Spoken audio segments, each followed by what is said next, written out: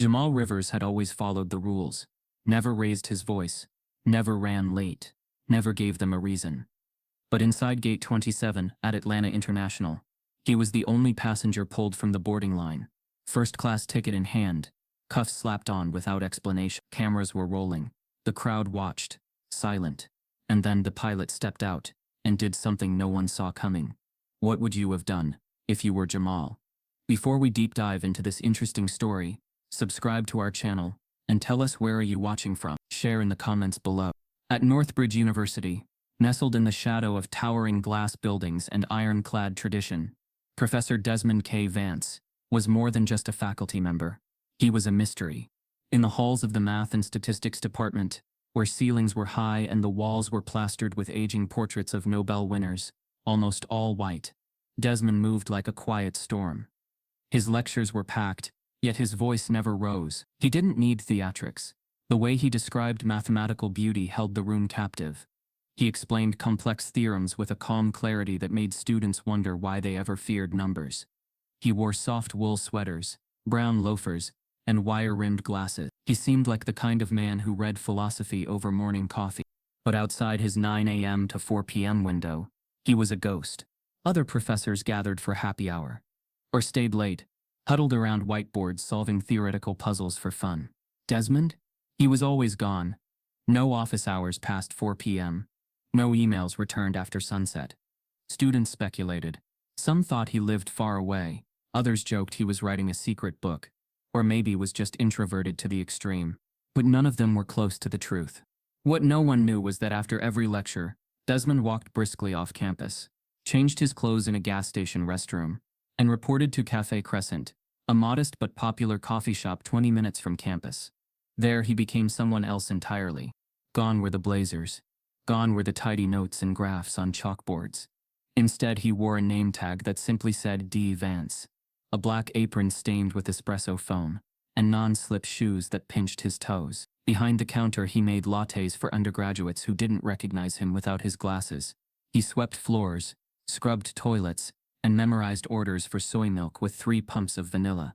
His back ached most nights. He barely had time to breathe between shifts. Desmond never complained.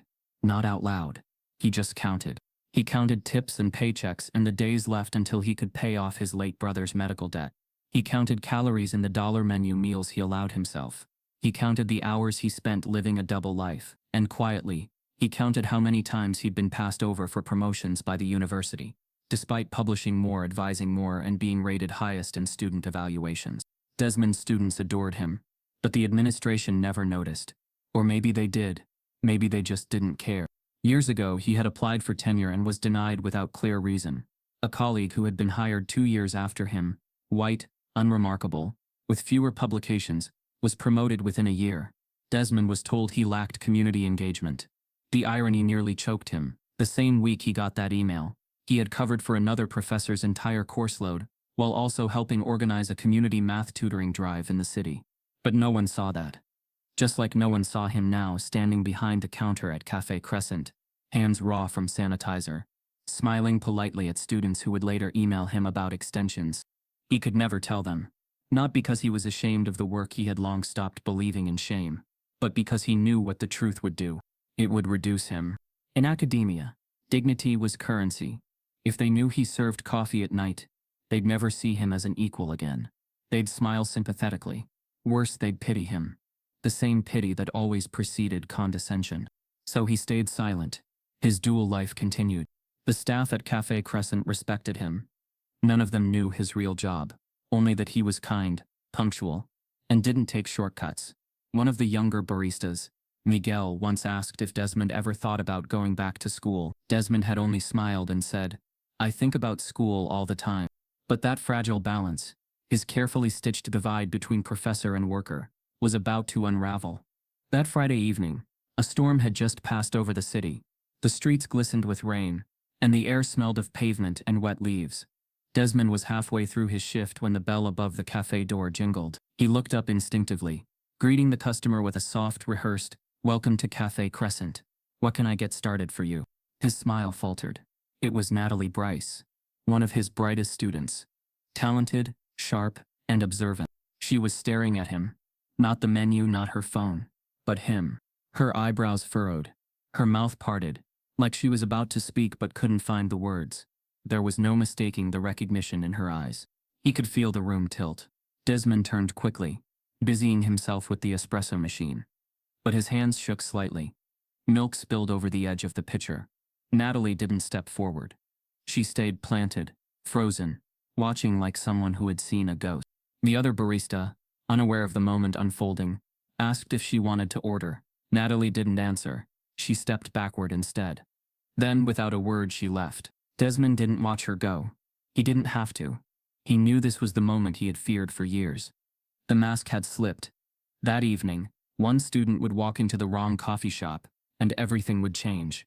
Natalie Bryce hadn't planned to leave campus that night. Rain streaked her dorm room window like melting shadows, and the dim desk lamp did little to fight the exhaustion pressing down on her. Her differential equations textbook lay open in front of her, its pages a blur of meaningless symbols. The numbers spun like static in her brain. She closed her eyes, let out a slow breath, and admitted what her body already knew: she needed caffeine. The vending machine coffee in the student lounge tasted like boiled pennies, and the campus cafe had already closed early, due to a waterline issue. Frustrated but determined, Natalie pulled on a hoodie, grabbed her umbrella, and stepped into the misty chill of the evening. She hadn't planned to walk that far, just to the corner store, or the 24-hour chain a few blocks over. But something about the flickering street lamps and the slick sidewalks made her keep going. She needed not just coffee, but good coffee, something warm enough to shake the academic despair off her shoulders. Her mind needed a reset. She spotted Café Crescent's sign tucked beneath a row of oak trees. The warm amber glow through its fogged windows was inviting. She'd never been there before, always choosing more familiar chains, but tonight her feet carried her there almost involuntarily. She stepped inside and the smell hit her first: roasted beans, vanilla, cinnamon, and rain-soaked wood. It felt like stepping into a different world.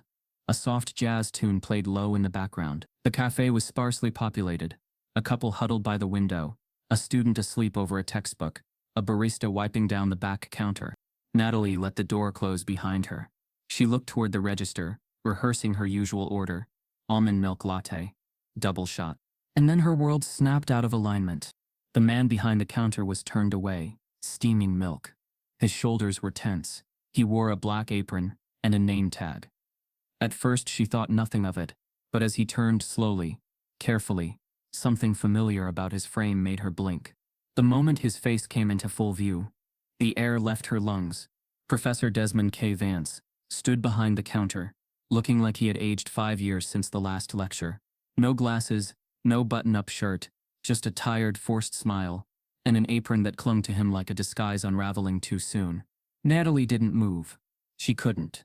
He didn't say her name, didn't flinch or panic. But she saw the flicker: one blink too long, one glance too far away, and she knew. He recognized her. He turned back to the machine, wiping the milk wand, suddenly too focused. His silence spoke louder than any confession. Natalie stepped back from the register. The other barista beside Desmond offered a cheerful, "Can I help you?" But Natalie wasn't there anymore. Not mentally, not emotionally. Her mind had plummeted into something deeper, raw. She turned around and left without ordering. Outside, the drizzle had turned into a steady rain. But she didn't notice. Her hoodie soaked quickly. She didn't pull it tighter. Her feet moved, but her brain lagged behind. Each step away from the cafe felt heavier than the last. Professor Vance. Working there. Why? Her mind clung to rationalizations at first. Maybe it was a favor. Maybe he owned the place. Maybe it was a research project. A social experiment. But none of it made sense. There was no camera crew. No one watching. And he hadn't explained. He had looked away. It wasn't staged. It was survival. Natalie made it back to her dorm, hands shaking as she turned the key. She collapsed into her desk chair, still damp, and stared blankly at the open textbook. The equations didn't matter anymore. What she had just witnessed mattered more than any midterm. She opened her laptop, heart racing, and typed in Professor Desmond K. Vance, Northbridge University. His faculty bio was bland, sterile, degrees from MIT and Stanford, over 15 years of teaching experience, a list of peer-reviewed publications, conference talks, and curriculum innovations. But something felt off. She clicked through old news articles, blog posts, faculty forums. Desmond's name came up repeatedly in student testimonials. Praise for his empathy, his clarity, his passion for math, but he was always referred to as lecturer or adjunct. She stopped. Read again. Adjunct. That word sent a chill down her spine. Adjuncts weren't full professors. They had no job security, no tenure, often no benefits. Many made less than graduate teaching assistants. It made no sense. Natalie knew firsthand that Professor Vance taught more classes than half the faculty. He often filled in when others called out. He stayed late for students. His grading was meticulous. He was the most dedicated instructor she had ever had. And yet, he was adjunct. The deeper she looked, the worse it got. He wasn't listed on any internal university committees. No lab funding. No grant awards in the last 5 years. Meanwhile, newer white faculty members with far fewer credentials were already marked as tenure track or department leads. Natalie pulled up public salary databases. It took her 30 minutes of sifting, but there it was. Desmond Vance, 30. That couldn't be right. She cross-checked it with a professor 2 doors down from Desmond's classroom. Dr. Walter Keene, known for his lack of availability and outdated lecture slides. His salary? 100. Natalie sat frozen. She looked at the 2 figures again, side by side. $36. She felt something break inside her. A silent snap that released years of unacknowledged rage. This wasn't just about a side job. It was about how the university, how the system treated people like Professor Vance. Smart, quiet, unproblematic, and black. Natalie's thoughts spiraled to moments she hadn't noticed before. The way some faculty had talked over Desmond in staff panels. The way others claimed his students were too dependent on him. The patronizing emails. The unreturned requests for grant reviews. He had carried it all. Silently. Alone. And now she'd seen it with her own eyes. Professor Vance wasn't just underpaid. He was invisible. Struggling in plain sight while the university paraded its diversity statistics on glossy brochures. The next morning, Natalie arrived early to class. She sat near the front, notebook open, pen ready. She wasn't sure what she was looking for. Maybe a crack in his voice, a hesitation in his step. But Desmond walked in as always. Calm. Polished. As though the night before hadn't happened. He greeted the class, scribbled today's outline on the board, and began reviewing practice problems for the upcoming quiz. Not once did he look her way. But Natalie couldn't look away. Every word he spoke now had weight. Every formula, every example on the board, felt soaked in something else. Resilience, maybe. Or weariness. When class ended, Desmond gathered his materials quickly. Natalie wanted to stay behind, to talk, but something in his posture said don't. So she didn't. Instead, she followed him at a distance. Through the halls, out the building, across campus, past the parking lot, into the city. He didn't notice her trailing, or maybe he did, and chose not to care. She watched him slip behind the same service alley and enter through the back of Cafe Crescent. That's when she knew it wasn't a one-off. It wasn't a favor. It was routine. Natalie backed away slowly, heart pounding. Her instincts pulled at her. This wasn't her business. But her conscience screamed otherwise. She couldn't unsee the truth. She couldn't unknow the disparity. She had always thought racism in academia was mostly about admissions or faculty representation. But this was deeper, subtler, inflicted not with slurs or bans, but with silence, underpayment, exclusion, quiet erasure. Natalie went back to her dorm, pulled out her phone and opened her notes app. She started typing everything she remembered. Every injustice, every inconsistency, every moment that now felt like a red flag. She was documenting. For what, she wasn't sure. But she wasn't going to stay quiet. She couldn't. Because if someone as brilliant, kind, and capable as Desmond Vance could be erased right in front of everyone's eyes, then who else had they missed? Natalie wasn't the type to stay quiet, and Desmond knew it. Natalie Bryce hadn't slept. Not really. Her eyes had closed, at some point around 3:00 a.m., but her mind never stopped running. Visions of chalkboards and espresso machines tangled in her thoughts. Even in sleep, she saw Professor Desmond Vance's face under fluorescent lights, hands wet with sanitizer, staring down a register like it might swallow him whole. By morning, she had made a decision. She wasn't just going to wonder. She was going to know. That afternoon, Desmond's Math 204 class unfolded like any other. He explained nonlinear differential equations with quiet authority, drawing elegant curves on the board with one hand, and flipping between examples with the other. His voice never rose. His tone never changed. If there was tension beneath his words, no one else noticed. But Natalie did. Every pause sounded heavier, every glance at the door too rehearsed. He was going through the motions. When class ended, Natalie waited. She lingered by the door, pretending to adjust her backpack as the room emptied. Desmond packed up his notes quickly, never looking her way. The moment he stepped into the hallway, she slipped out behind him, careful to stay several feet back. She kept her head down, walking casually, earbuds in but no music playing. He walked briskly, like always, like he had somewhere to be. Natalie's heart pounded. She wasn't sure what she was doing. This wasn't her nature, following people, tracking them across the city. But she also knew something wasn't right. Desmond Vance wasn't just underpaid, he was being erased, and something told her this ran deeper than a simple second job. Desmond exited the campus from the side entrance and walked past the university's sleek new arts building, an award-winning structure with glass walls and $1 million sculpture in the courtyard. Natalie glanced at it bitterly. It was a shrine to Northbridge's brand of diversity, artistic on the outside, hollow on the inside. He didn't get into a car. He walked fast. Natalie followed from across the street, ducking behind parked cars when she felt exposed. Her hands were clammy. She was nervous, but not because she feared getting caught. She feared what she might find. He moved through quieter streets now, cutting behind a Walgreens and disappearing down a narrow alley, beside a strip mall. Natalie hesitated before following, heart thudding against her ribs. The alley opened up behind a line of shops, an old laundromat, a pawn store, a chain sub-shop, and a nondescript service entrance, with a flickering light overhead. Desmond looked around, quickly but methodically, then tapped a code into the back door keypad. It clicked open. He stepped inside and was gone. Natalie stood frozen, barely breathing. This wasn't Cafe Crescent. This wasn't a cozy small-town barista gig. This was something else. She waited a few moments before moving forward, cautious but determined. The door had closed, but the hallway window beside it was cracked open slightly. She tiptoed toward it and peered inside. Her stomach twisted. Desmond stood in a janitor's closet, tying a black apron around his waist. He pulled on thick rubber gloves and grabbed a bucket filled with industrial cleaner. A mop leaned against the wall beside him. A clipboard labeled Shift Tasks BLGB Maintenance hung from a nail. His face, reflected briefly in a broken mirror above the sink, looked older than she remembered.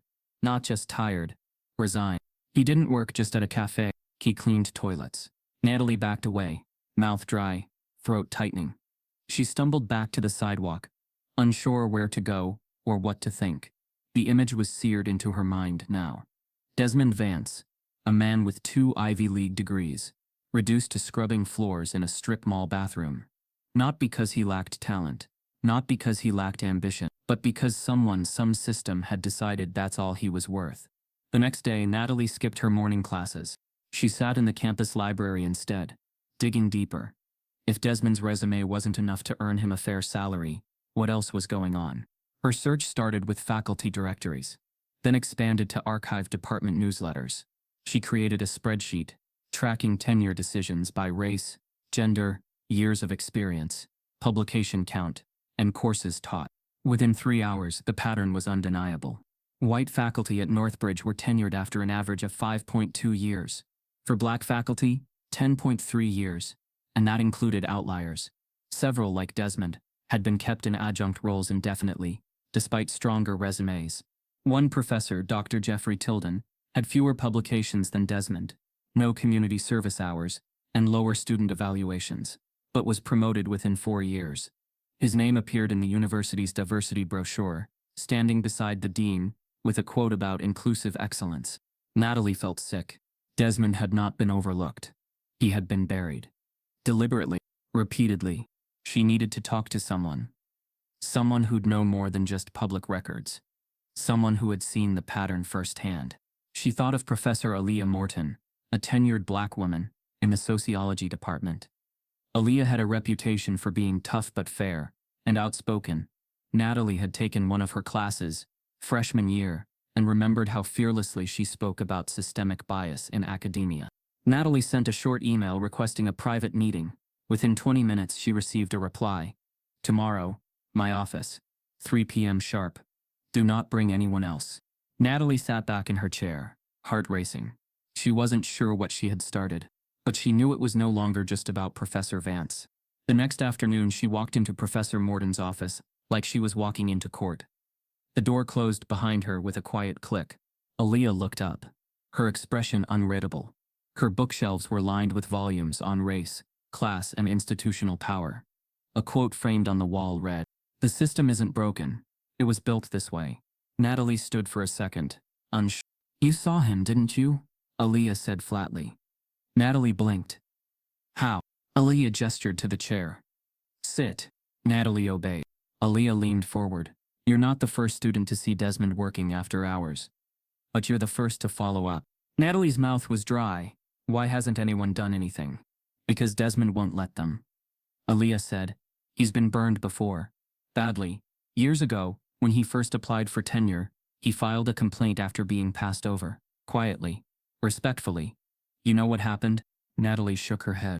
"They accused him of creating a hostile work environment. Said he intimidated colleagues. That man couldn't intimidate a kitten. But they used it against him, took away his office for a semester, pulled him off committees, turned him into a risk factor." Natalie felt her hands curl into fists. "Why is he still here then?" she asked, voice trembling.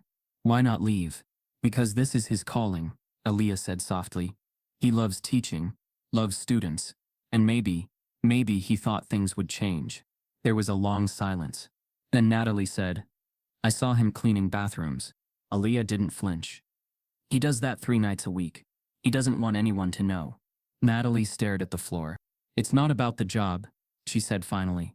"It's about what it means, that someone like him can be that qualified, that beloved, and still be treated like nothing." Aaliyah nodded. "Welcome to the real university." Natalie decided to dig, and what she found made her question the university itself. Natalie Bryce sat cross-legged on her dorm floor, surrounded by a storm of papers, spreadsheets, sticky notes, and 2 half-empty cups of coffee. Her laptop glowed in the dark like a searchlight in a tunnel. It was well past midnight, but the numbers wouldn't let her sleep. She had cross-checked every source twice. Salary reports, CVs, hiring dates, promotion tracks. Still, the contradiction held. Desmond K. Vance had done more, far more than most of his white colleagues, and yet had received far less in return. Less money, less respect, no office with a door that locked, no published celebration on the university's newsfeed, and certainly no tenure. Desmond had earned his undergraduate degree at MIT, double major mathematics and education, graduated summa cum laude. He went on to Stanford for a PhD in applied mathematics. His dissertation had been referenced by the Department of Defense in their early AI simulations. That alone should have made him a star. Instead, at Northbridge he was adjunct. No one she'd ever spoken to even knew that word applied to him. Students assumed he was full-time, permanent faculty. That's how essential he felt. Natalie herself had assumed it, but now she understood he was on a renewable contract, year to year, technically disposable. She opened one of the PDFs again, Desmond's faculty profile from 5 years ago. It listed all the accolades, all the community outreach, all the volunteer mentoring programs. But what stuck with her wasn't the credentials. It was the absence of any administrative praise, no quotes from a dean, no mentions of promotion. The university kept him just visible enough to be useful, but never valuable enough to elevate. She brought it up the next morning in her diversity seminar. Professor Langston, a white man with salt and pepper hair and an expensive Apple Watch, paused at her question. "So," Natalie said cautiously, "I was researching institutional promotion patterns and came across something weird.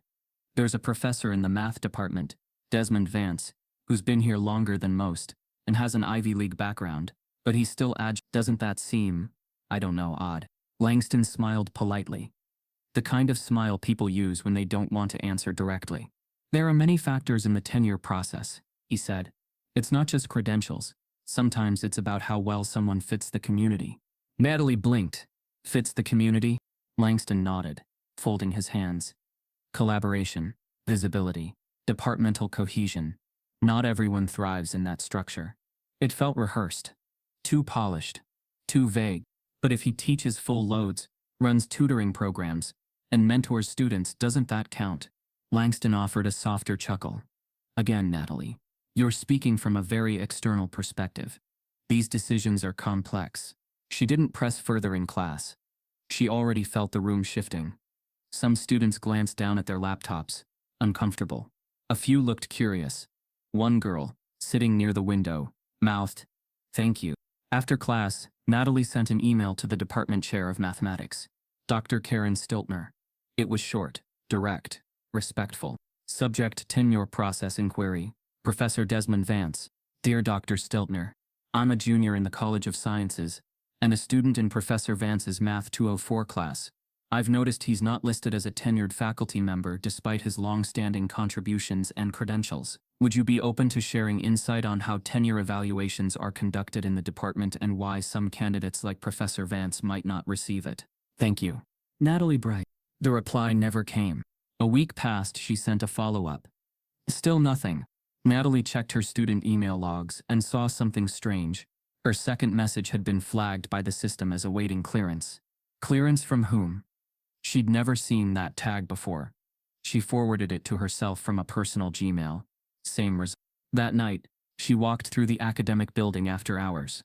Most offices were dark, but she noticed something strange when she passed the math wing. Desmond's nameplate was gone from his door. She stared at the bare wall. No one had told her he was gone. Panicked, she ran to the building's student lounge and refreshed the course schedule. He was still listed. She exhaled, but uneasily. Something was moving beneath the surface. At midnight, Natalie scrolled through Rate My Professor and other legacy forums, reading every student comment about Desmond since 2010, buried among hundreds of glowing reviews. She found one from 3 years ago that stopped her cold. He's amazing, but he told me not to mention his name in my grad school rec letters. Said it caused complications once before. That hurt, honestly. Natalie read it twice. Why would a professor discourage students from citing him? The only answer she could think of chilled her. Because someone at Northbridge had penalized students or him for being too visible. She posted anonymously on a student subreddit asking, "Anyone else notice how few black profs are tenured at Northbridge?" Within hours, replies poured in. One student wrote, "My ethics prof, black, left suddenly. Found out later he was denied tenure because he clashed with a dean over language in his curriculum." Another added, "I was a TA for Desmond once. He was passed over in favor of a white guy who had won 3 of his qualifications. Everyone in the office knew, but we're told not to get involved." The phrase echoed in her mind, "Don't get involved." But Natalie was involved now. She wasn't just observing injustice. She was becoming a witness. She created a private Google Drive and started uploading everything: screenshots, email timestamps, student testimonials. She cross-checked Desmond's papers in JSTOR and noticed many weren't even linked to Northbridge in the metadata. Just his name, no institution. That was unusual. It meant the university hadn't even claimed him properly. No credit, no affiliation. He had published in top-tier journals, but the school didn't even attach itself to the success, like it wanted distance, like it didn't want him to rise. That's when she saw it. An article in a 2017 alumni newsletter titled, "Celebrating Math Department Growth." 4 professors profiled. 3 of them were white men. One was a woman, white, recent hire. No mention of Desmond, no mention of his decade of teaching, of the mentorship programs, of the published research. Nothing. He had been erased. Natalie sat in her desk chair, suddenly dizzy. This wasn't just one oversight. It was policy. Unspoken. Systemic.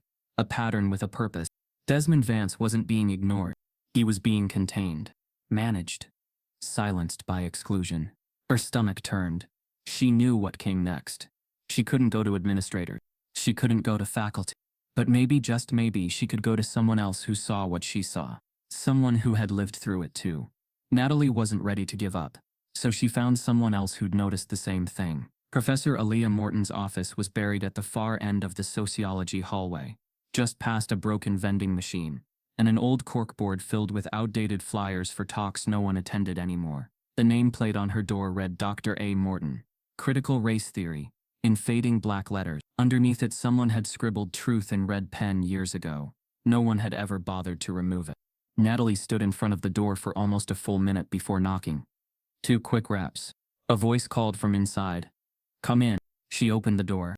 Professor Morton looked up from a stack of papers. Her expression didn't soften, didn't harden. It simply registered her. "You're Natalie," she said, tone even. "Yes. Thank you." Closed the door. Natalie obeyed. The soft click behind her felt heavier than it should have. "Sit," Aaliyah said, gesturing to the wooden chair across from her desk. The office was small, but dense. Books crowded every inch of shelving, their spines creased, dog-eared, annotated. One corner was filled with stacks of manila folders. On the wall, framed in cheap glass, hung a quote in looping cursive.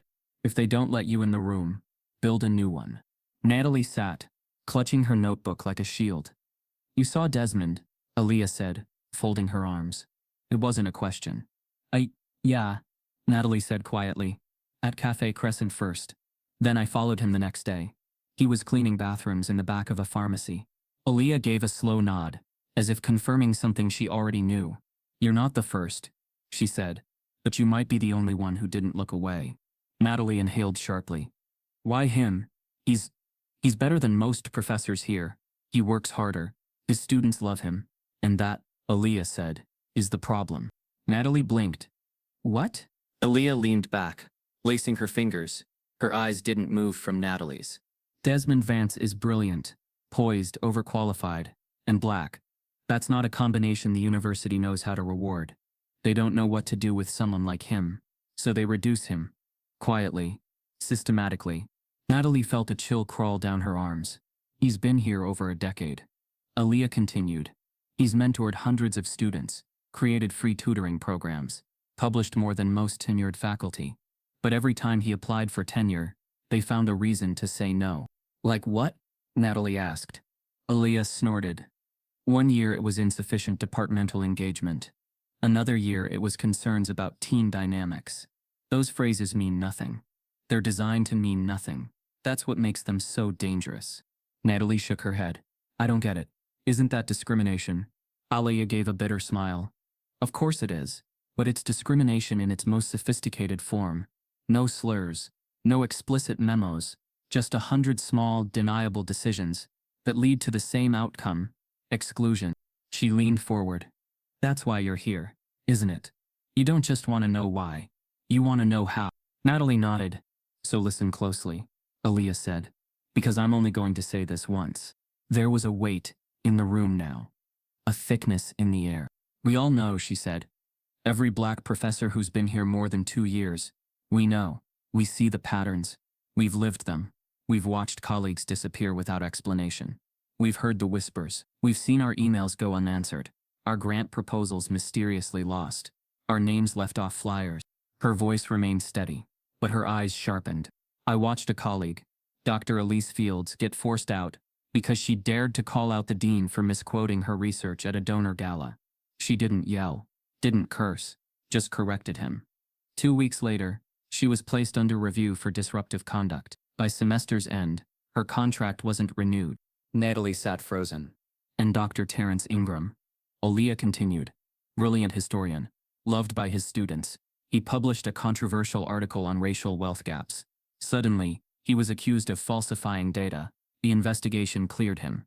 But the damage was done. His reputation, poisoned. He left academia 6 months later." She paused, then added softly, "And then there's me." Natalie waited. "I was warned my second year to moderate my tone. Not in class. Not in research. In meetings, because I questioned why the Black Student Union wasn't given the same budget as the debate team. I've been here 12 years. I've published 3 books. I've never been invited to deliver a keynote at a single university-sponsored event." "Why haven't you left?" Natalie asked. "Because someone has to stay," Aaliyah said, "even if it means eating glass every day." Natalie's voice dropped to a whisper. "So why hasn't Desmond spoken out?" Aaliyah looked down, folding her arms tighter. "He did. Once." Natalie's eyes widened. 10 years ago. Quietly. Respectfully. He filed a formal complaint after being passed over for tenure the second time. He submitted evidence, recommendations. Comparisons. All airtime. What happened? They labeled him a risk factor.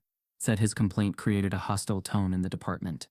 They didn't fire him, just removed him from committees, assigned him the worst classrooms, cut his conference travel budget, moved his office into the basement. Natalie was shaking now. They wanted him to leave on his own, Aaliyah said, but he didn't. He kept teaching, because that's who he is. The silence between them stretched long. They think silence will save them. Aaliyah said, that if they bury us deep enough, no one will notice. Well, Natalie said slowly, they're wrong. Aaliyah looked at her. I have files, Natalie said. Salary gaps, tenure timelines, testimonies, screenshots, all of it. I've been compiling everything, and I think it's time people saw it. Aaliyah didn't speak for a moment. They'll come after you, she said. They'll say you violated policy, harassment, interference. They'll frame it however they want. You'll lose your standing, your scholarships, maybe your degree. I know, Natalie said. And you're still going to do it? Natalie nodded. Why? Natalie's voice cracked slightly. Because I refuse to believe we're powerless. And because I won't let them erase someone like Desmond Vance. Aaliyah leaned back, arms unfolding. Then, she smiled. For the first time. It's been a long time, she said, since I believed someone outside this office would fight back. Natalie stood, unsure what to do next. Wait, Aaliyah said. She opened a drawer and pulled out a folder. Inside were redacted emails, faculty memos, and a typed letter from a former professor, Dr. Ingram. I kept copies, she said, just in case someone brave enough ever came along. Natalie took the folder like it was an artifact. She didn't say thank you. The moment didn't need it. As she reached the door, Aaliyah spoke again. One last thing, she said. Natalie turned. They'll try to paint Desmond as broken, she said, as someone who failed to keep up.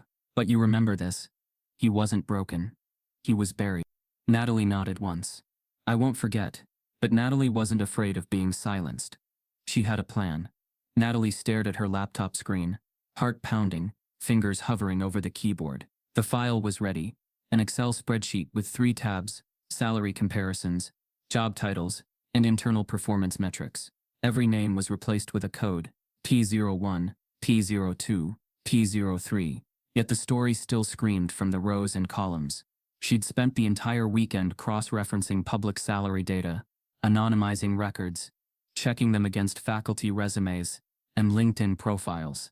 One tab even included teaching evaluations Natalie had crowdsourced from archived student forums. The patterns were irrefutable, the disparities unmistakable. Black professors were consistently paid less, promoted slower, and assigned heavier teaching loads, regardless of experience, degrees, or publication record. And then there was Professor Vance, P17 in her sheet, adjunct, highest student ratings, longest service record, Ivy League education, most committee hours logged, paid less than a professor who hadn't published in 5 years, and was known for canceling half his classes each semester. Natalie wrote a brief statement. The numbers speak louder than any quote. This isn't about performance. It's about patterns, structural ones. This is not an accusation. This is data. Then, from a burner Gmail account, she sent the full packet to the Torch, Northbridge University's student-run news blog, known for poking at institutional glass. She hit send. Then she shut her laptop. She didn't sleep that night. She lay in bed with her phone face down, pretending she wasn't waiting. By 10 a.m. the next morning, the story dropped. Exclusive, anonymous leak reveals racial pay gaps at Northbridge University. The first Reddit thread appeared 20 minutes later. By noon it had 1,000 upvotes, and over 300 comments. My mind is blown. They really pay Vance that little. Are they kidding? Professor Keene makes twice that and he hasn't shown up all semester. Y'all remember when Vance held extra Saturday sessions? He literally saved half this class from flunking. By early afternoon, screenshots of the data had leaked to Twitter. A hashtag began trending regionally. Northbridge exposed. Students posted testimonials. Anonymous staff began commenting. Alumni reshared the story, tagging the university's official page, demanding answers. Natalie watched it unfold from a quiet corner in the library, her phone buzzing every few seconds. It was surreal. Electric, like watching an invisible storm become visible. Lightning cracking across the very system that had pretended for so long to be fair. By 4:10 p.m., the torch dropped a second piece. More than numbers. Students react to racial disparities among faculty. It included quotes from current and former students. Every one of them named Desmond Vance. Professor Vance is the reason I didn't drop out my first year. I never saw him angry. I never saw him complain. Now I understand why he looked so tired. They used his face on their brochures, then turned around and paid him poverty wages. Natalie scrolled in silence, overwhelmed. That evening, the university issued a public statement. It was a predictable cocktail of deflection and damage control. We are aware of recent online discussions regarding internal compensation structures. Northbridge University remains committed to equity, transparency, and respectful dialogue. We are conducting an internal review. Natalie almost laughed. Respectful dialogue? That's what they call decades of buried voices? She knew the playbook. Delay, deflect, drown it in policy language. But this time, students weren't backing off. At midnight, another post dropped. Not from her, from someone else. A screenshot of an internal email sent by the vice provost to department chairs. Please remind all faculty and staff of their contractual obligations. Any unauthorized media engagement or comment may be considered grounds for disciplinary review. Reinforce confidentiality policies immediately. It was chilling, and it backfired. Hard. Within minutes, the image had spread across every Northbridge social media channel. A new wave of outrage began. So instead of fixing racism, they're just threatening whistleblowers. That email proves everything the article said. They're silencing people. This school is a PR machine. They don't care about justice. Just image control. Natalie sat in her dorm, stunned at the speed of it all. She hadn't even revealed herself. Yet it felt like she was being pulled into a tidal wave. That night, a new hashtag emerged. Justice for Vance. Someone uploaded a video montage of Desmond in the classroom. Silent clips from student phone footage over the years. Him solving equations. Smiling. Listening. Teaching with patience. No voiceover. Just text on the screen. He gave us everything. They gave him nothing. It had 80,000 views in under an hour. Natalie closed her laptop, overwhelmed. She had started this, but now it belonged to everyone. The next morning, she received a text from Aaliyah Morton. They're circling. Admin's scared. You need to be careful. They met in Aaliyah's car, parked discreetly at the edge of campus. I told you this would happen, Aaliyah said, flipping through her phone. They're holding emergency meetings. Legal's involved. PR's drafting a new statement. But what worries me is this. She turned her phone toward Natalie. On it was another email, forwarded anonymously. Do a sweep. Find the source. Check computer logins. Classroom access. We're not getting caught flat-footed. Natalie's blood went cold. They're going to try to find you, Aaliyah said. And if they do, they'll spin this into a violation of data policy story. They'll bury your truth under their rules. I covered my tracks, Natalie said, but her voice trembled. Even so, you need to tell Desmond, Aaliyah said firmly. Natalie shook her head. He's going to hate that I dragged him into this, that I made him the center of this chaos. He won't hate you, Aaliyah said softly. He'll just be afraid for you. Natalie didn't respond. She felt the weight of everything, the data, the backlash, the voices rising in unison, the threat creeping closer, and still something inside her held steady. This wasn't just about Desmond anymore. This was about every brilliant black educator, silenced by the system. Every student made to believe that excellence would protect them, only to find the glass was bulletproof one way. She inhaled deeply, looked out the window. The wind was shifting, but the administration's response was swift and chilling. Natalie Bryce had been waiting for the fallout. The moment the leak went viral, the moment the university's reputation came under fire, she knew the administration would retaliate. Not directly, of course. Institutions like Northbridge didn't throw punches. They sliced quietly, with threats written in policy and silence dressed up as professionalism. Still, the email came sooner than she expected. Subject: Immediate Administrative Meeting Request. From Office of the Dean, Charles D. Winthrop. Time: 10 a.m. Locution: Provost Wing. No explanation. No warmth. Just a summons. She arrived early. The hallway leading to room 208 was unusually quiet, the carpet swallowing the sound of her steps. Framed portraits of past deans lined the walls, smiling, stern white men in suits, frozen in authority. The receptionist buzzed her through without looking up. Natalie exhaled, squared her shoulders, and stepped inside. Dean Winthrop sat behind a large mahogany desk, his posture straight, expression unreadable. Across from him sat Lorna Ames, legal counsel for the university, crisp in a charcoal blazer. There was a third chair waiting for her. Natalie, Winthrop said. He didn't invite her to sit, just stated her name like a caution. She sat anyway. Lorna clicked her pen and opened a leather notebook. This won't take long. We simply have some questions. Natalie said nothing. Her heartbeat echoed in her ears. Dean Winthrop folded his hands. You are aware of the recent leak involving internal faculty compensation data. I've seen the articles. Natalie replied. We're treating this as a serious breach of university policy. Lorna interjected. Sensitive data was accessed without authorization. It was distributed anonymously. That constitutes a violation of the university's digital conduct charter and data protection policy. I didn't see any names in the leak, Natalie said calmly. Just job titles, anonymous codes, and public salary figures. Nonetheless, Winthrop cut in. Those records were accessed using university systems. Our logs show your student credentials were used to visit multiple archive directories tied to faculty contracts. Natalie blinked. You tracking what pages I visit, only when a policy is triggered, Lorna said smoothly. Which it was. Natalie leaned back slightly. So I'm under investigation? Winthrop offered a tight smile. No, nothing so formal yet. We simply want to understand your involvement. And if I refuse to answer, she asked. Lorna glanced at the dean. Then your scholarship status may be reevaluated, along with your eligibility to continue enrollment pending the investigation's outcome. There it was. Not a punishment. A promise of inconvenience.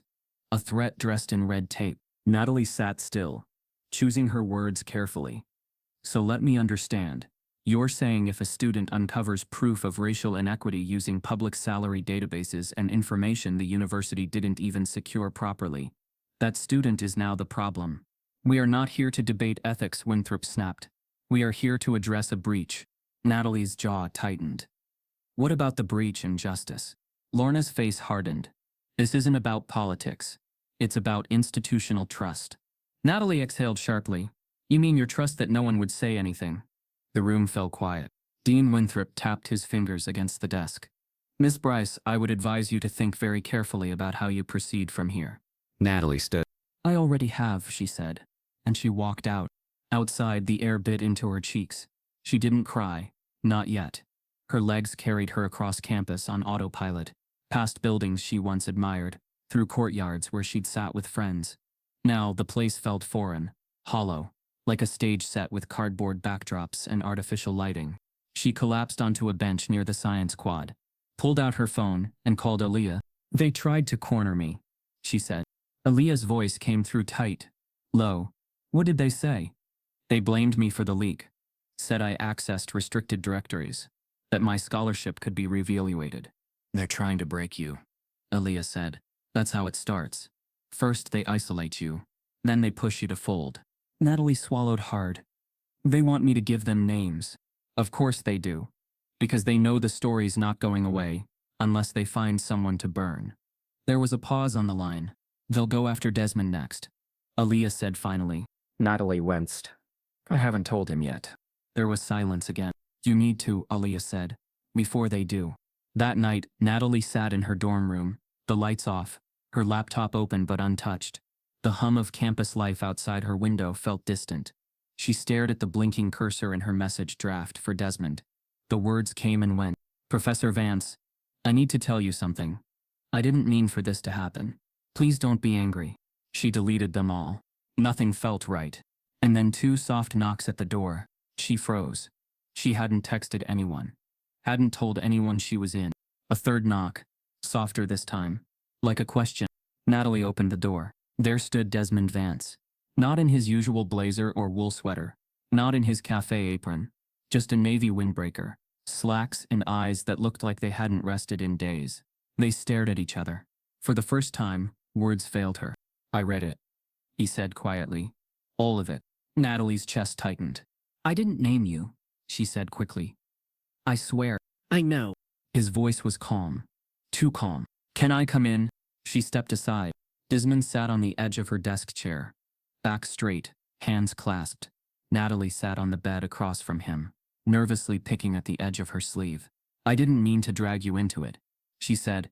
I just couldn't watch them keep pretending you didn't exist. He looked down. I spent years trying not to be seen. It was safer.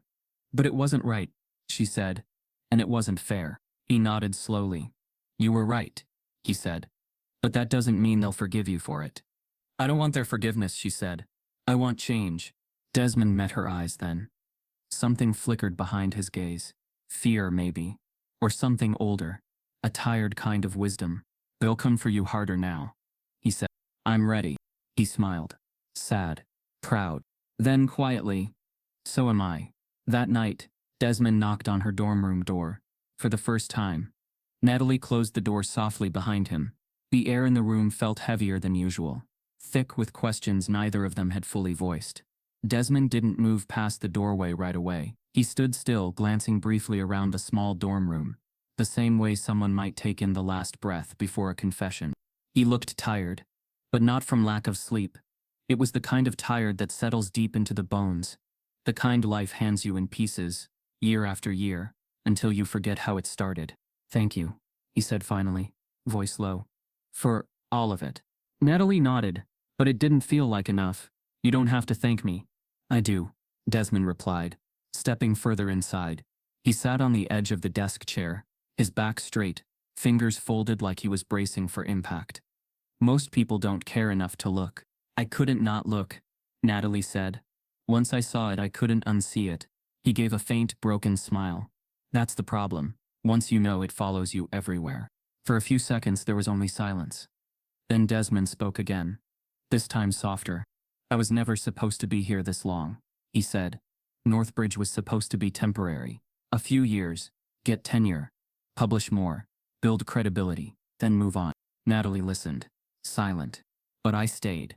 At first because I believed in the work, the students, and later because I didn't have anywhere else to go. His voice remained calm, but his eyes held something brittle beneath the surface. The first time I applied for tenure, they told me I needed more campus engagement. Never mind, I was mentoring 5 students, leading the math tutoring center, and on 2 committees.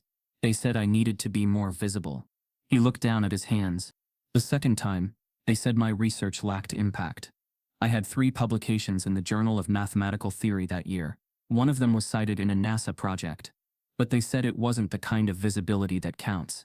He inhaled through his nose and let the breath out slowly. Third time, I didn't even want to try, but I did. I gave them everything. I coached a first-year professor, gave him my lecture notes, helped him with his first year of teaching. Natalie leaned forward slightly, already sensing where this was going. They gave him tenure, Desmond said, his voice suddenly thinner. He got it on his first try. A white guy. Nice enough. But I trained him, helped him with everything. They called him Fresh Perspective, said he was the future of the department. Natalie couldn't speak. Her hands clenched. Desmond's calm broke just for a second. His mouth tightened. I stopped applying after that. They'd already decided what I was worth. He met her eyes now. They never told me I didn't belong. They just made sure I knew it. Natalie swallowed hard. But you stayed. I did, Desmond nodded. Because of students like you. That's what kept me going. That's what made it bearable. He leaned back in the chair, staring at the ceiling. But even that came at a cost. They pulled my funding, took me off the faculty research board, moved my office to a shared utility closet in the basement of the science annex. I stopped getting invited to department socials. My name stopped appearing on internal communications. I'd walk into meetings, and no one would acknowledge I was there unless they needed a token voice on race or equity. His voice didn't rise. It didn't break. It was more devastating because of how even it stayed. I became a ghost with a good resume. Natalie felt the weight of his words press into her ribs. Her face was hot with anger, but she didn't know where to direct it. Every word he spoke added to a growing fire she couldn't put out. And still, Desmond added, they'd say I'm lucky, that I should be grateful I have a job at all. He looked at her. You weren't supposed to get involved. This isn't your fight. Natalie shook her head. How could I not get involved? I saw what they did to you, what they're still doing. He exhaled. Natalie, they've had decades to learn how to survive exposure. They'll bury this just like they buried everything else. And they'll bury you with it. Not this time, she said. Desmond furrowed his brow. What do you mean? Natalie got up, crossed to her desk, and pulled out a small digital recorder and a stack of printouts. She held them out. I recorded everything. Every conversation I've had since this started. Aaliyah's story. Other students. My meetings with the administration. Even this one. Right now. Desmond froze. You recorded this? She nodded. I had to. Because people like you are always told your experiences aren't real. That your memory is misinterpreting tone. Or that you're being too sensitive. They can't gaslight audio. His lips parted, but no words came out. I also documented every access log, every department memo I could find, and all the compensation records. I backed it up twice, one on a hard drive, one in encrypted cloud storage. If anything happens to me, it goes to 3 journalists and a civil rights nonprofit. Desmond leaned back, stunned. You thought of everything. They taught me to, Natalie said. By showing me what happens when you don't. He looked away for a moment, trying to absorb it all. You didn't have to do this, he said. You could have walked away. I couldn't, she said, because you never did. And because if I don't do it now, someone else like me will walk into that classroom next year and never know the truth. Desmond was quiet for a long time. Then softly, they'll still come after you. I know, she said, but this time, I'll be ready. But Natalie knew something he didn't. She had the recordings. Natalie sat alone in the dimly lit editing suite of the campus journalism lab. The only light came from her laptop screen, glowing against the quiet darkness, her headphones wrapped snugly around her ears. But what she was listening to didn't need volume to hit hard. It was Desmond's voice, calm, controlled, devastating. He wasn't crying in the recordings. He didn't shout or rage. He just told the truth, like someone too exhausted to do anything else. I trained the man who got the job, he said in the clip. They told me he brought a fresh perspective. Natalie had trimmed the audio to just under 8 minutes. She layered his voice over a black screen, cutting in stark white titles, Invisible Faculty. Aaliyah's voice followed, clipped from their late-night conversation. They don't fire us. They erase us. No footage, no names, no accusations, just voices. Truth, she added soft piano under it. No drama, just clarity, a rhythm like heartbreak. At the end, one final slide faded in. If you're a student at Northbridge, ask yourself, why is he still invisible? Natalie posted the video to TikTok from a fresh account. No bio, no links. Then she uploaded the full version to YouTube under a generic name. No credits, no tags, no trail. She thought maybe a few students would watch. Maybe it would stir whispers in the hallways. Maybe it would make a dent. But it did more than that. It detonated. Within 4 hours, the TikTok had over 300,000 views. The algorithm picked it up. Comment after comment. Shares, DMs, duets from strangers. Someone cried on camera.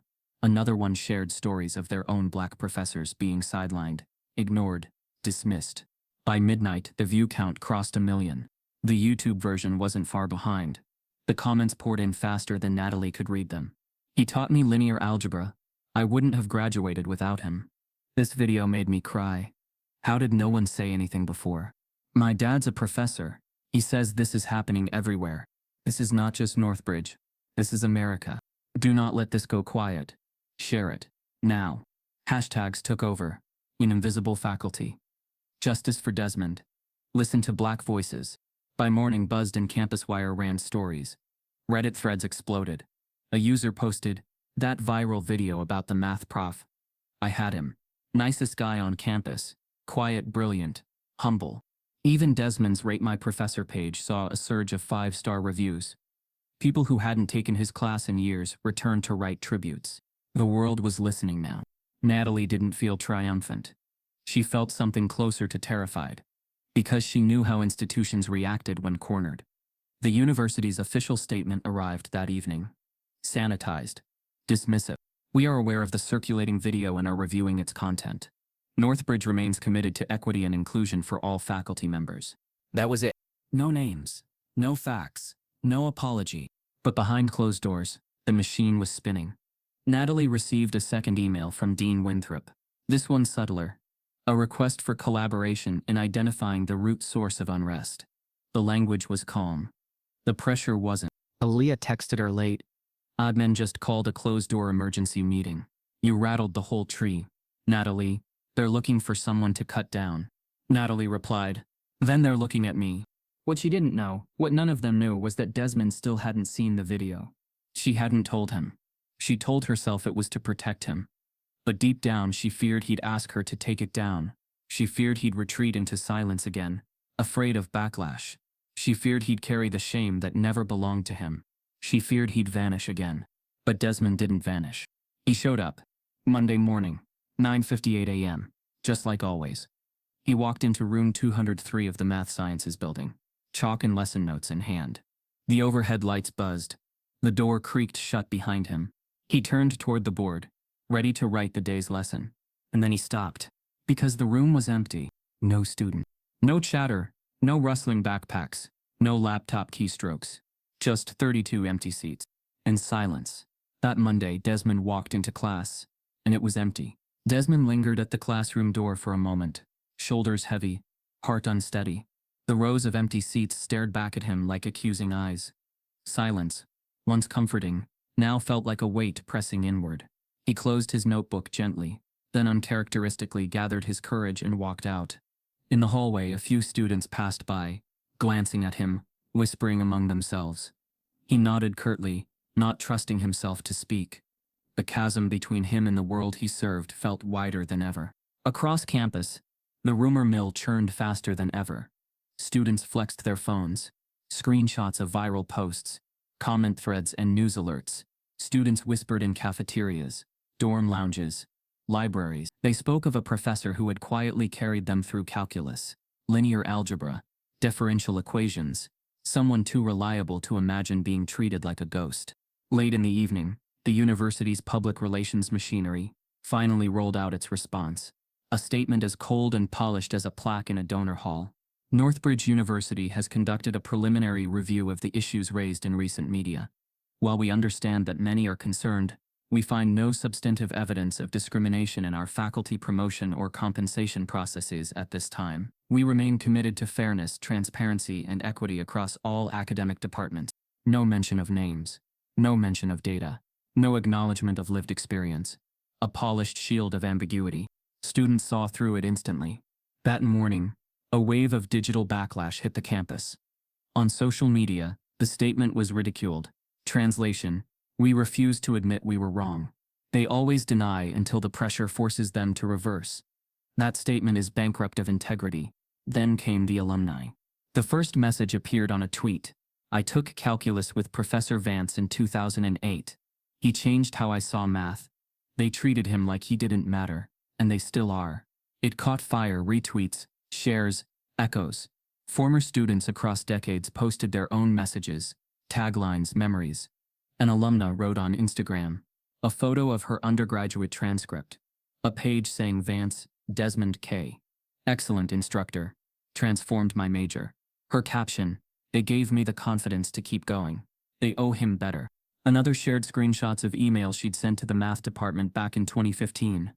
Why is Professor Vance still adjunct? Who is responsible? The reply, your concern is noted. Within hours, support Prof Vance and Northbridge Truth began trending locally and regionally. A petition was launched. Investigate racial bias and remove Provost Hamilton. In just 3 days, it gathered over 200,000 signatures. In classrooms across campus, professors, some nervous, some emboldened, asked about the viral video in the first few minutes. Some didn't. Some pretended nothing changed. But the energy had shifted. The facade was cracked. Desmond heard about it quietly. One of his graduate assistants texted him, your students are organizing sit-ins. Emails are pouring in from alumni. They used to ignore you. Now they can't. He didn't respond. Aaliyah Morton went on the offensive. She published an op-ed in the local city paper, signed with her name and title. What the university refuses to admit is that systems of racial bias exist, not only in admissions or student services, but in how we value educators. For years, Professor Vance has carried students, built bridges, and spoken quietly about injustice. Today, he is the voice millions chose to hear. The article was republished in academic newsletters, blog networks, and shared across Black educator circles. It amplified the conversation beyond campus walls. Then a startling twist. An internal memo from the provost's office leaked to the Torch, the student-run news site, showing a list of faculty files marked for credit adjustment and restructure review. The memo referenced critical exposure risk and public relations vulnerability. The implication was chilling. Some faculty were already marked by the administration as potential scapegoats. When this document hit social media, it ignited outrage. Students printed it and plastered it on campus bulletin boards. Credit adjustment targeting. We see your files. We see your threats. In response, several white and non-black faculty members, some reluctant, some privately enraged, issued a public open letter. We, the undersigned faculty, stand with our colleague Professor Desmond K. Vance. We acknowledge that silence is complicity. If the institution cannot address inequities with transparency, then we demand accountability. It caused a quiet tremor in academic circles. The university had finally lost its monolithic front. The coalition wasn't just students, alumni, and black faculty. It was people across disciplines standing in solidarity. But the pushback from within was subtle and immediate. Desmond, returning to his office late one night, found his door locked. His keycard didn't work. A note was taped beside the door, typed and impersonal. Your office has been temporarily relocated due to facilities maintenance.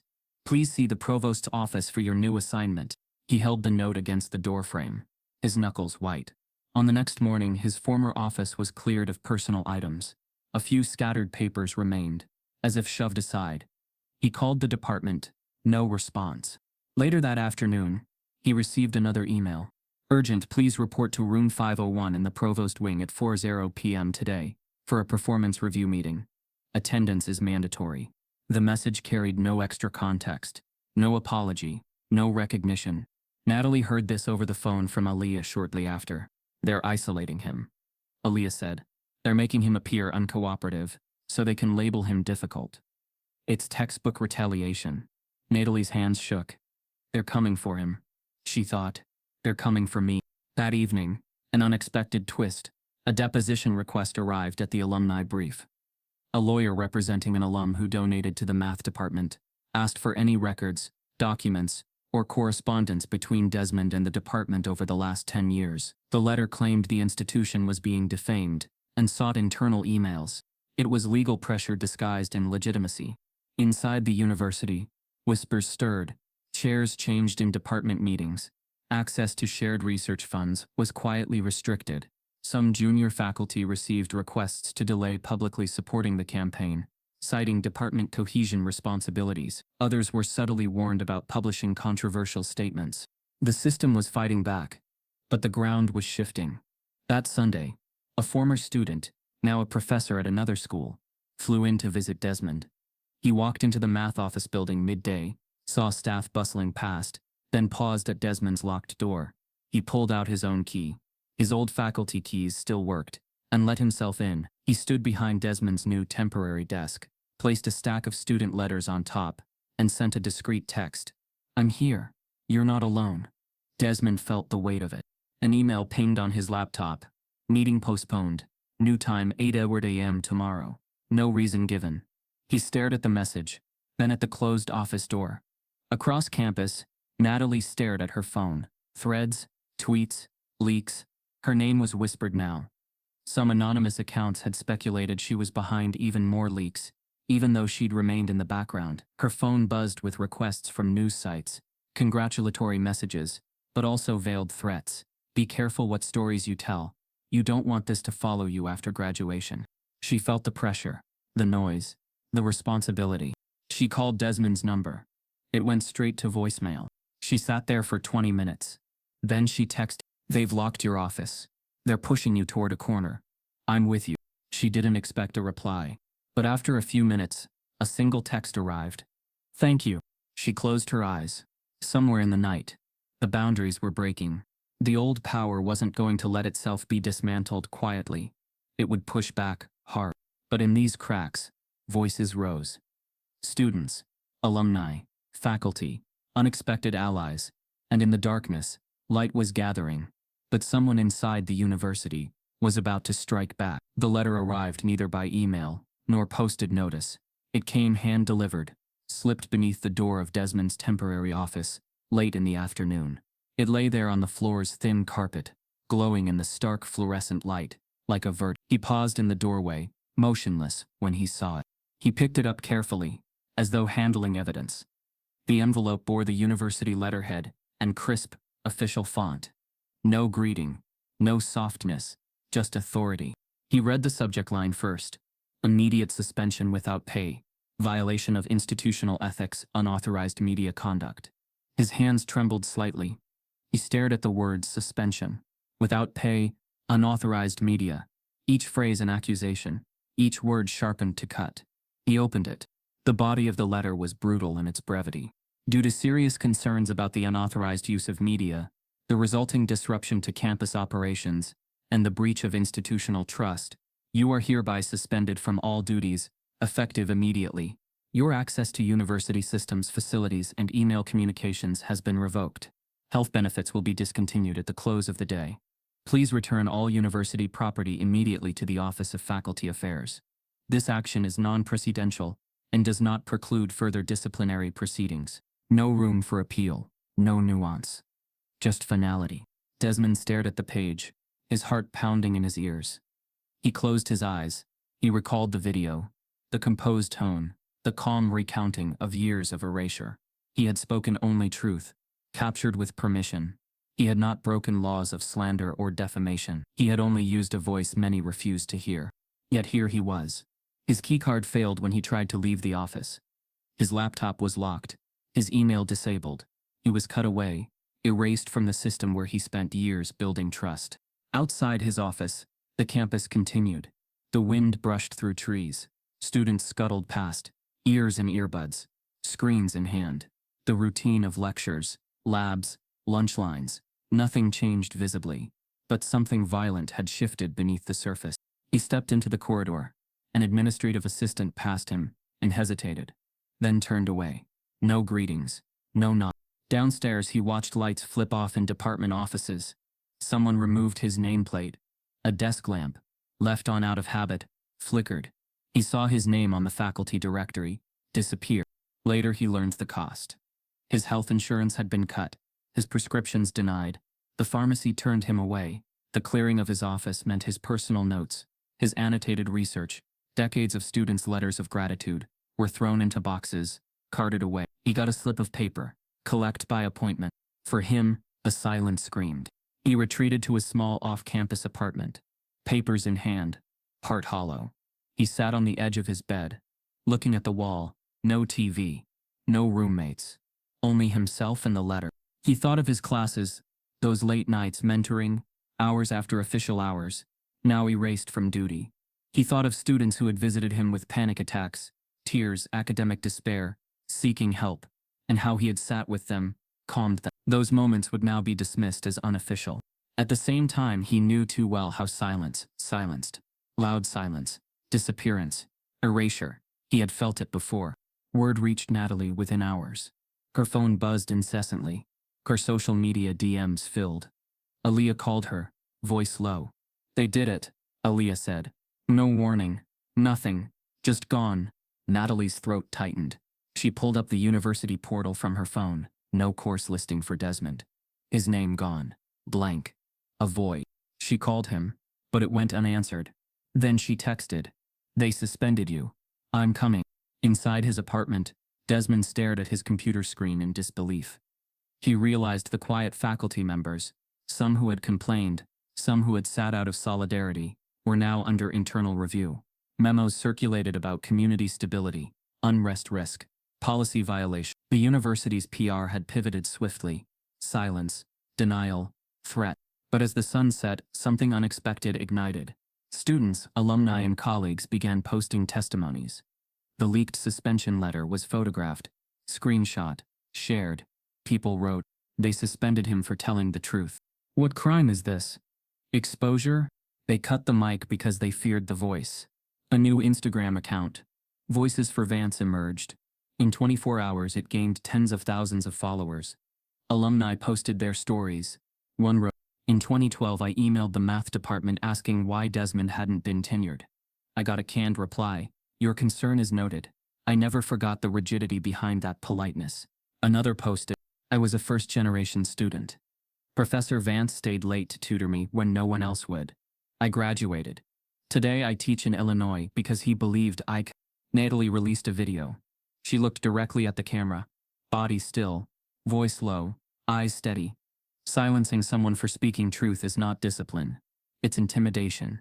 If they can do this to him, they'll do it to anyone who stands up. That video circulated. Millions viewed it. News sites picked it up. Headlines ran, "Professor suspended for speaking out.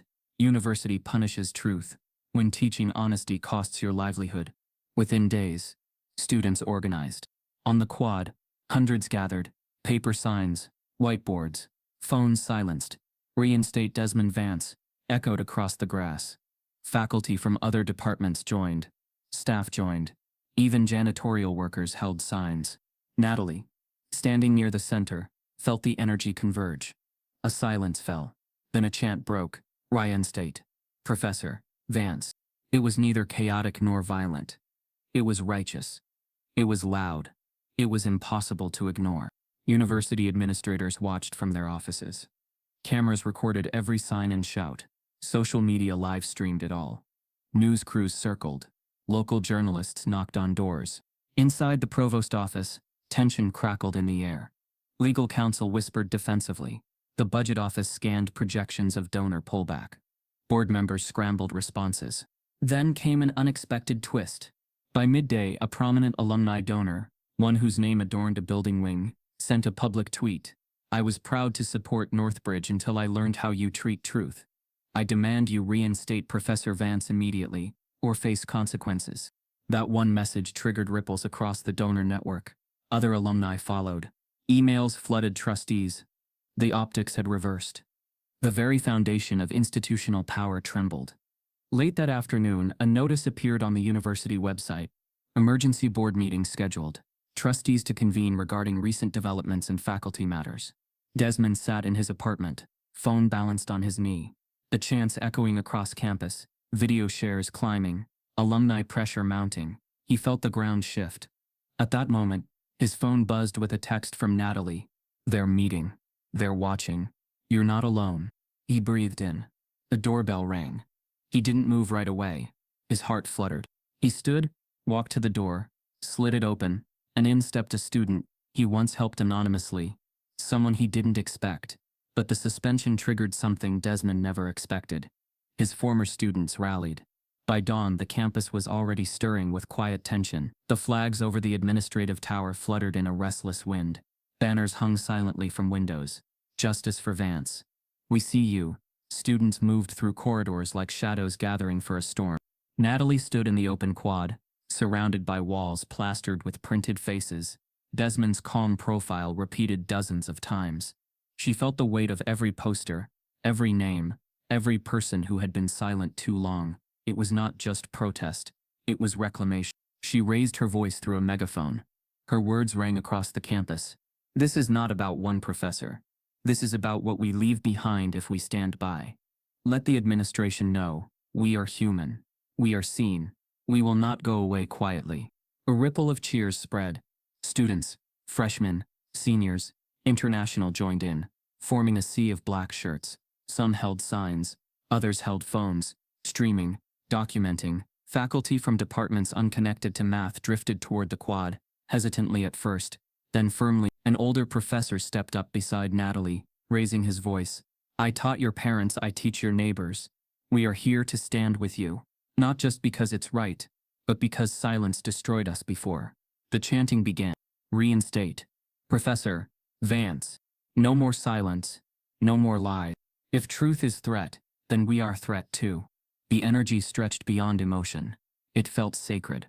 For years, injustices had been whispered only behind closed doors. Tonight, they roared. As the crowd swelled, students marched toward the administrative tower, guided by signs and passion. The walk was quiet.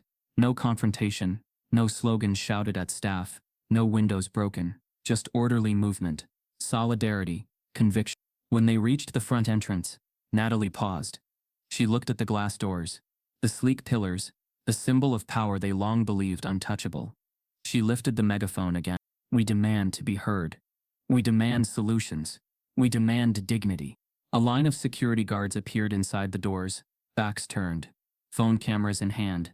Students recorded each moment. They pushed in gently. Doors opened. Students streamed in. It felt surreal. Dust motes drifted in the afternoon light. Silence, heavy and expectant. Over 700 students had answered the call. They filed up marble staircases to the second floor. They spilled into lobbies and offices. The hum of voices, softer now, focused, filled the corridors. Some took over conference rooms. Others sat in the main rotunda. A cluster gathered in front of the provost's desk. Natalie sat on the marble floor, legs crossed, megaphone resting beside her. She looked around at the faces, teary eyes, determined jaws, quiet fear, and felt the fullness of what they had begun. It was prayer in protest form. They demanded a list of things: reinstatement of Desmond, a full audit of faculty salary and promotion equity, public accountability measures, contracts ensuring protection for whistleblowers, anti-bias committees with student and faculty oversight. She intended to make their presence undeniable. Some students raised notebooks and printed documents. Aaliyah moved through the room, calm, guiding people where to sit, where to stream, where to record. Professors passed around bottles of water, snacks brought by students, chargers for phones. No violence, no chaos. The administration scrambled. From behind closed doors, the muffled voices of officials were heard over intercoms, phones, internal comms trying to gauge what room was filled, who was leading, when to call police, or whether to call them. Natalie broadcast a live feed to the campus portal. We are inside. We are silent until they listen. Viewers across campus watched. The image of hundreds assembled in the narrow hallways of the admin building circulated.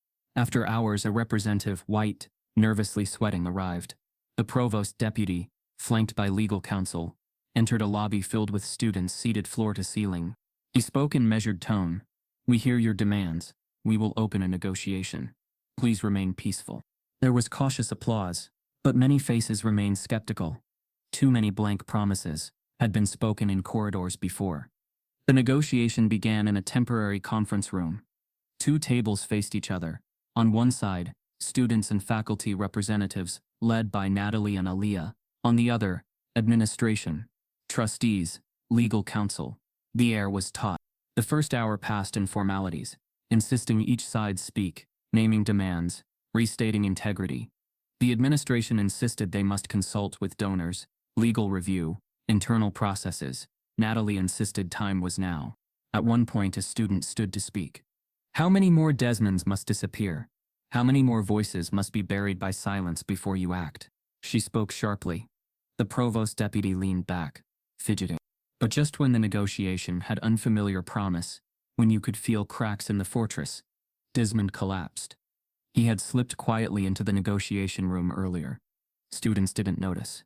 But as the meeting proceeded, Natalie sensed something off. A hush. As someone fell, she turned.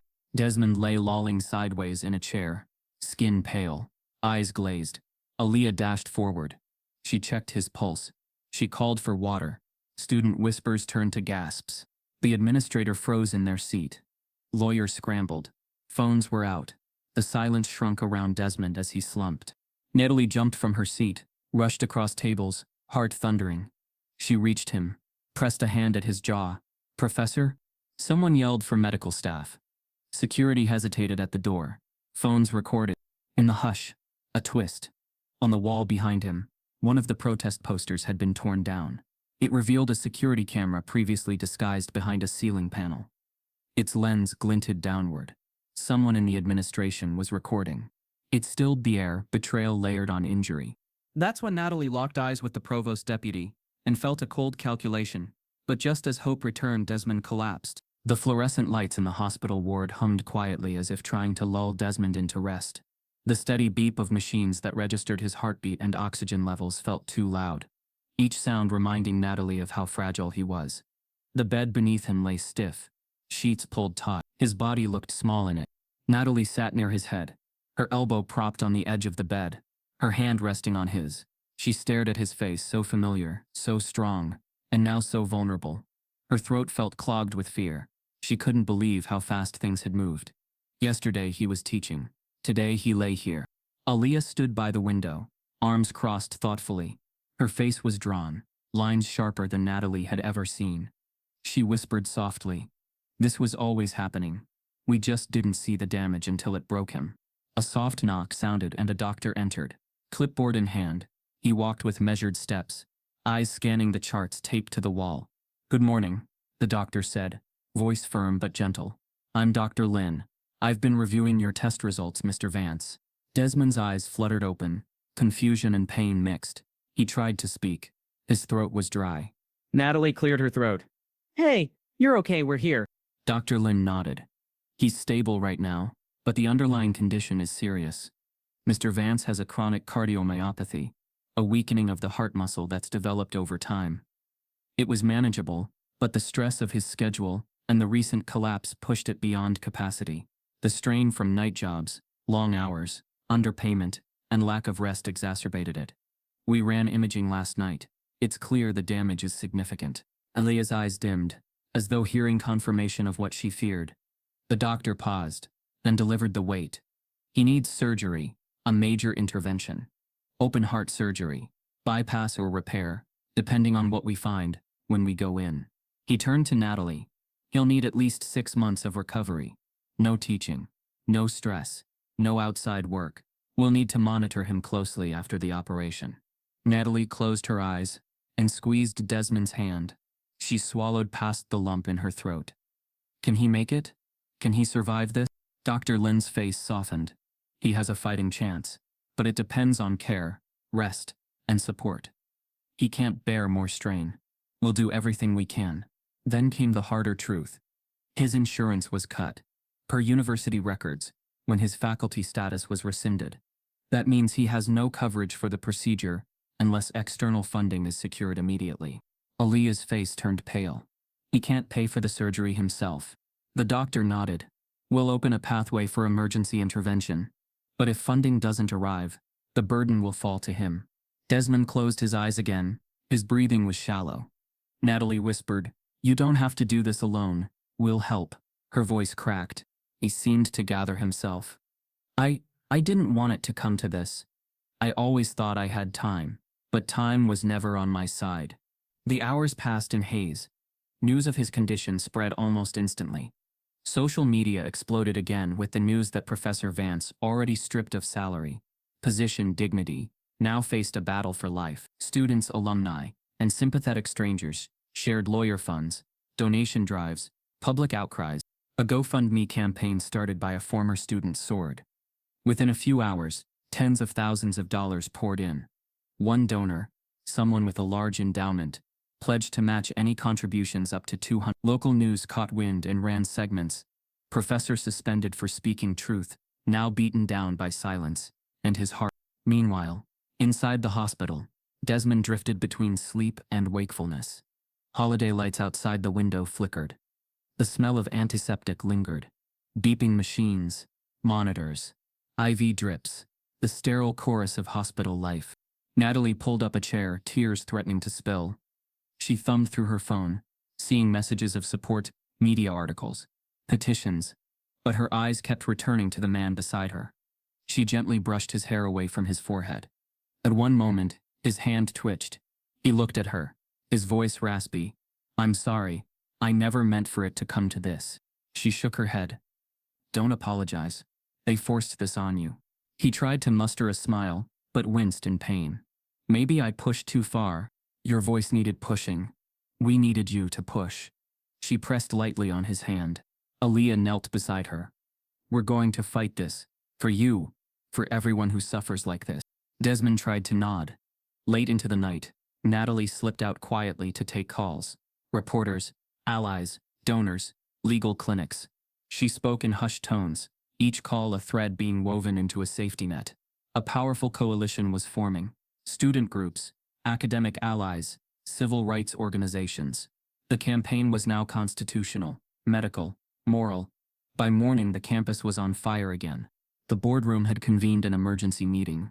The trustees were told that people would walk out if action wasn't taken, that donors were threatening to withdraw, that national media was watching. A vote would happen. Reinstate Desmond? Support his surgery, reform policies, or dig in and let him die, symbolically. On the ward, Dr. Lin came in early. He told Natalie and Aaliyah that the surgery schedule would likely be that afternoon, or the next day. The sooner they decide, the better chance of recovery. Desmond lay still, breathing shallow. Aaliyah whispered, "We have to decide soon."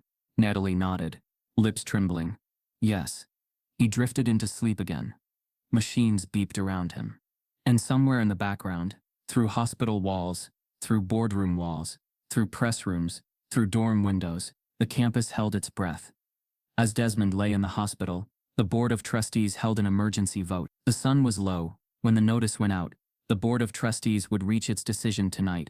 The normally empty sidewalks glowed with lanterns from phone screens as students, faculty, staff, and alumni converged toward the boardroom building. A hush fell over Northbridge's campus, a kind of charged waiting, as though everyone knew something was about to shift. Inside the boardroom, the air was electric. The trustees usually stayed, and procedural, sat uneasy. The seats beneath their polished suits felt tighter than ever. Behind them, portraits of past presidents and benefactors loomed, as if observing what the university would become next. On the side table were stacks of petition signatures, 200,000 and rising, alongside printed testimonies, student letters, and social media printouts with hashtags. The evidence had occupied physical space in the room now. When the meeting began, the provost rose first, posture stiff. He gave a statement he himself must have grown weary of reciting. Procedural justifications, cautious language about reviewing all the claims, and assurances of due process. His words echoed thin against the weight of public outrage. Then came the moment of reckoning. The board called the vote. One by one, names were read, and each trustee pressed a button for yes or no. The first vote carried the tension. Would they side with institutional inertia, or with transformation? Each yes made the air thicker, more real. After several seconds, the tally was final. Unanimous in favor. The room exhaled as one. A rare reversal in institutional history. The decision was sweeping. Desmond Vance would be fully reinstated, tenure status restored with back pay. 2 senior administrators implicated in suppressing evidence and policy violations would be summarily terminated. A public apology would be issued to Desmond, to the student body, and to faculty and alumni whose trust had been betrayed. A new board-appointed oversight committee would be formed, with student, faculty, and external representation, to audit compensation equity, hiring practices, and protections for whistleblowers moving forward. Outside the boardroom, the campus felt the change. Students texting, professors hugging, the silence cracked, replaced by a roar of relief. Natalie's phone buzzed first in Desmond's hospital room. She showed him the email confirmation. "You have been appointed student representative, Equity and Oversight Board." His fingers trembled on the sheet. He raised heavy lids to glance at her. She whispered, "They voted yes." He closed his eyes, grief and gratitude mingling. In the corridors of power, cameras filmed trustees as they exited. Some faces carried relief. Others looked haunted. Faculty and staff, once distant and fearful, gathered in tight knots by offices and elevators. Many cried. Journalists gathered outside the boardroom. Reporters shouted questions. Trustees muttered responses. "This is a new beginning. We hope to rebuild trust. We are committed to equity." One trustee, the silver-haired woman who had spoken earlier, paused before a microphone and said, voice wavering, "We have failed many. Today we commit to trying better. We owe Northbridge renewal." Then unexpected twist. An anonymous email arrived mid-press conference, projected on screens inside and out. It read, "Do not celebrate too soon. We are still here." No name, no signature, but the timing shook the moment. A chilling reminder that power does not vanish overnight. Still, the campus turned out in force. At night, the quad around the administrative tower filled with lanterns, candles, printed photos of Desmond, of faculty who had stood in quiet courage, of unnamed voices that had been shut out. Students linked arms, some wept, some shouted, some stood in silence. Among them were formerly silent faculty, now stepping out with protest signs. In the hospital, Desmond's monitors glowed like constellations of hope. Natalie sat beside him, the phone propped with news updates, faces of supporters on the screen. His breathing was steady. Aaliyah sat by the window, silent, tears shining, unashamed. When the hospital lights dimmed, Desmond stirred. His voice was faint. They did it? Natalie squeezed his hand. Yes, they did. He tried to smile, pain in every muscle. Then maybe, he faltered, maybe this place can finally begin to heal. Her eyes brimmed. It begins now. With you. Just before dawn, the university's official channels posted the board's decision. The university website's homepage shifted. Commitment to equity, new leadership, new accountability. Alongside that was Desmond's restored faculty page, rebuilt and prominent. At the same time, the Oversight Committee's charter was published. Student seats, faculty seats, independent auditors, whistleblower protections, a historic clause. Any stakeholder can request public review of departmental compensation and promotion decisions. A transparency measure thought radical in the university's old days. But even as the campus celebrated, Desmond felt something unsettled under the victory. He lay back, chest heavy, eyes drifting upward. Then he turned to Natalie. I have one more move to make. In the hush, she whispered. What is it? He closed his eyes, as though gathering one last breath before a storm. But Desmond had one final move to make. The air on campus that morning was strange. Not tense like before, not celebratory either, just as if the university itself was holding its breath, waiting to see how this story would end. Students gathered outside the administrative building, the same space where, just days ago, they had marched and shouted with fists in the air, was now lined with quiet onlookers. Protest banners still fluttered from windows, chalk slogans faded, but legible on the brick paths. The question on everyone's mind, would Professor Desmond K. Vance return to teach? At noon sharp, Desmond stepped into view. No cameras followed him this time, no podiums, no media crew, no university escort, just Desmond, walking slowly, still recovering, his gray sweater draped loose over his shoulders. He clutched a single manila envelope in one hand. He didn't wave, didn't smile, he just walked. Natalie saw him from the steps and felt the breath catch in her chest. She could feel something different. This wasn't a return, it was something else, something final. He reached the center of the quad where a makeshift lectern had been set up by students. There was no microphone, only silence. A hush settled, the kind that felt almost sacred. Desmond looked out at the crowd. Hundreds of faces, black, white, brown, some faculty, some alumni, mostly students. Many had tears already in their eyes. He pulled the letter from the envelope and began to read. To my students, my colleagues, and the soul of this university. I returned today not to teach but to resign. This is not an act of surrender. It is an act of dignity. For 16 years I poured my life into these halls. I taught calculus with chalk-stained hands after midnight janitorial shifts. I wrote letters of recommendation with a heart ready to give out. I answered office hours while hiding the pain of knowing I would never be truly seen here. I stayed because I believed in you, the students. I believed in knowledge. I believed in the power of education to change lives. But belief does not erase harm, and hope does not silence injustice. He looked up briefly. His voice was strong, unwavering. In this institution, I was passed over for promotion again and again, told I lacked the collegial presence of my white peers, that I did not fit the mold of leadership. I was paid less, supported less, heard less. I trained men, who now have offices I was denied. I cleaned bathrooms by night, because my full-time salary was not enough to pay for health care, let alone dreams.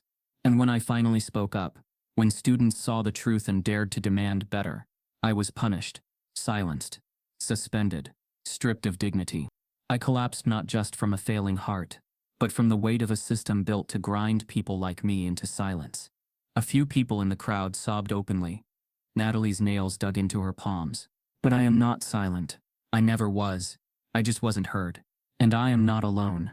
I speak today not as a victim, but as a witness to every black educator who has been the only one in the room, to every first-generation professor asked to carry the weight of representation without reward. This is not just my story. It is theirs. It is yours. It is ours. He unfolded the final page.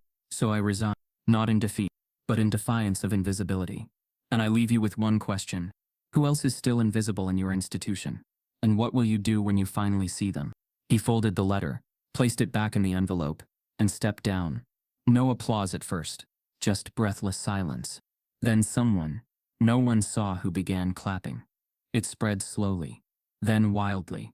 Not just clapping, shouting, cheering, stomping, hugging. People wept in each other's arms. Some stood on benches, fists in the air. Natalie stood motionless, tears rolling down her cheeks. She had never witnessed something that felt so honest, so necessary, so loud even in its softness. Within 2 hours, the letter was posted online. Desmond had uploaded it himself to his personal website. No flashy graphics, no press release, just scanned images of his original handwritten draft. It exploded, shared across every platform, translated into multiple languages, read aloud on news broadcasts and radio stations. It trended under multiple hashtags: Desmond Vance letter, Invisible no more, Black faculty truth. LinkedIn, filled with thousands of Black professionals sharing their own resignation letters. Professors, engineers, nurses, public defenders, tech workers, all saying what Desmond had made it safe to say. The New York Times reprinted the letter in full. The Atlantic published a 5,000-word think piece titled Desmond's Question: Who else is still invisible? Oprah tweeted it with one word. Natalie received calls from journalists asking for interviews. She turned most of them down, not because she didn't have something to say, but because she believed the moment wasn't hers to explain. She walked the campus that night. Not to protest, not to rally, but just to feel. Desmond's name had become a movement. But Natalie knew he never asked for that. He simply told the truth. And now the truth was out in the world, echoing off the walls of universities everywhere. In the weeks that followed, reforms swept the country. Other campuses launched equity audits. Students began protesting quietly with signs reading only "Who else is still invisible?" Desmond's words had become a litmus test. Meanwhile, Desmond declined every TV interview, every book deal, every award. He moved into a quiet cabin owned by a former student and told no one exactly where. Natalie emailed him once a week. He always replied. One message read, "You changed more than my life, Natalie. You reminded me that even when systems fail us, students might still save us." Another time he wrote, "Rest isn't surrender, it's repair." Natalie carried those words like armor. By the end of the semester, she was appointed student chair for the new Equity and Oversight Council. The council's first action was to publish all salary and promotion data by department, permanently. But she never stopped asking herself Desmond's final question. She stood one evening on the steps where he had read his letter and looked across the campus. It felt different now, lighter, not fixed but awakened. And she wondered, whose silence was she meant to break next? Natalie watched from the crowd, wondering what injustice she'd expose next. No one should have to prove their humanity to deserve basic respect. If Jamal's story made you stop, made you think, or made you feel something deep, don't let it fade. Type yes if you believe in justice. Subscribe if this broke your heart.